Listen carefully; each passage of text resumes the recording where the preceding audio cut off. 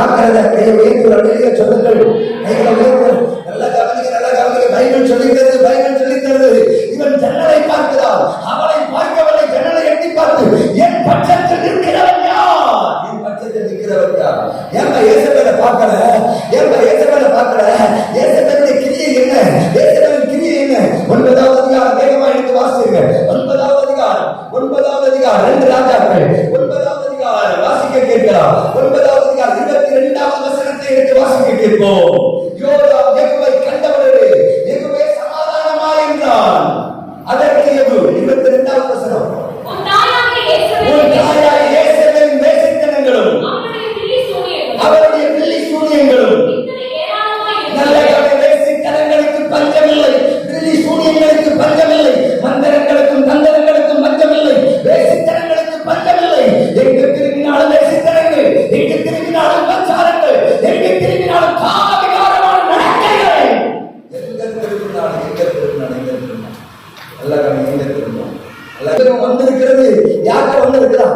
அதுக்கு தாயானவன்கிட்ட வந்திருக்கிறான், அதை நடப்பிக்கிறவன்கிட்ட வந்திருக்கிறான், அந்த வேசித்தனங்களுக்கு பேர் போனவன்கிட்ட வந்திருக்கிறான், விக்கிர ஆராதனைக்கு பேர் போனவன்கிட்ட வந்திருக்கிறான். நல்லவனை வந்தது சாதாரணமா வரவில்லை, ஒரு பெரிய அபிஷேகத்தோடு வந்திருக்கிறான். சொல்லுங்கள் பார்க்கலாம், சாதாரணமாய் வரவில்லை, அபிஷேகத்தோடு வந்திருக்கிறேன். நான் இது சொல்லுகிறான், நீ நிந்திக்கிற தேவனுடைய நாமத்தில் வந்திருக்கிறேன். சும்மா வந்து நினைக்கிறியாப்பா? சாதாரணமா வந்து நினைக்கிறியாப்பா? சாதாரணமா வந்து நினைக்கிறியா? இல்ல இல்ல இல்ல, இப்ப நான் ஒரு பெரிய அபிஷேகத்தோடு வந்து இருக்கிறேன். அதனால என் கண்ணு ஒன்ன பார்க்காது, என் பட்சத்தில் இருக்கிறவன் பார்க்கணும். நல்ல சொல்லுங்க பார்க்கலாம். கையை உயர்த்தாம சொல்லுங்க, என் பட்சத்தில் இருக்கிறவனை மட்டும் தான் பார்க்கணும். நல்லவராக சொல்லுவோமா? இப்போ இன்னைக்கு ராத்திரி பொழுது தேவனுடைய ஆவியானவர் நமக்கு தரப்போகிற அபிஷேகம் வேசித்தனங்களை, விக்கிரகங்களை, நல்ல வெள்ளி சூனியங்களை, இத்தனை ஏராளமாய் கிடந்த அந்த இஸ்ரவேலை ஒரு ஏவு ஒரு பெரிய தாக்கத்தை உண்டாக்கணும். அவன் நிற்கிற அவன் பக்கத்துல இருக்கிறவன் தான் பகிர்ந்துருக்கான். நல்ல இப்ப பைபிள் எடுத்து வாசிக்க முடிச்சிருவோம். நல்ல பைபிள் எடுத்து வாசிக்க பார்க்கலாம், பைபிள் எடுத்து வாசிக்க பார்க்கலாம். அடுத்த வசனத்தை 9வது அதிகாரம், நல்லா கவனி. 9வது அதிகாரம் பைபிள் எடுத்து வாசிக்க போகலாம். 9வது அதிகாரம் எத்தனை வசனமா? 9 ஆசிரியர்கள் பார்ப்போம். 9வது அதிகாரத்துக்கு மேல, 9வது அதிகாரத்துக்கு மேல கண்களை திருப்புகிற பொழுது வாசிக்க கேட்கலாம். 32வது வசனத்தை எடுத்து வாசிக்கும். அப்பொழுது அவன்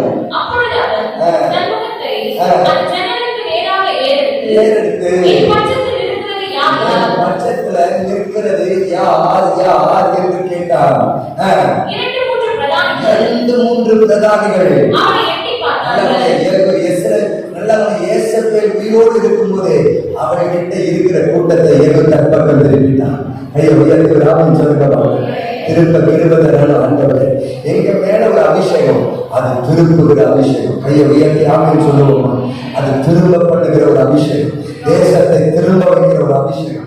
சாதாரணமான ஒரு மீடியாவை வைத்துக் கொண்டு 21 மில்லியனை திருப்ப முடியும்னா, சாதாரணமான மீடியாவை வைத்துட்டு 35% திருப்ப முடியும்னா, எங்க மேல அபிஷேகம் இருக்கிறது. கையை உயர்த்தி ஆமென் சொல்லுங்க.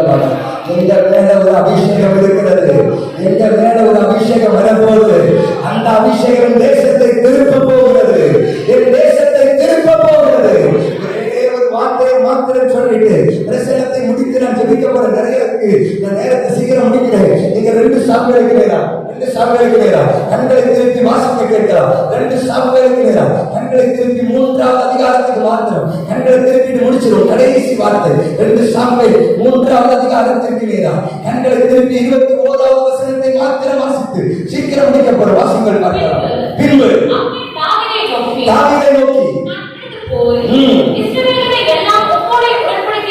உடன்படிக்கை பண்ணும்படிக்கு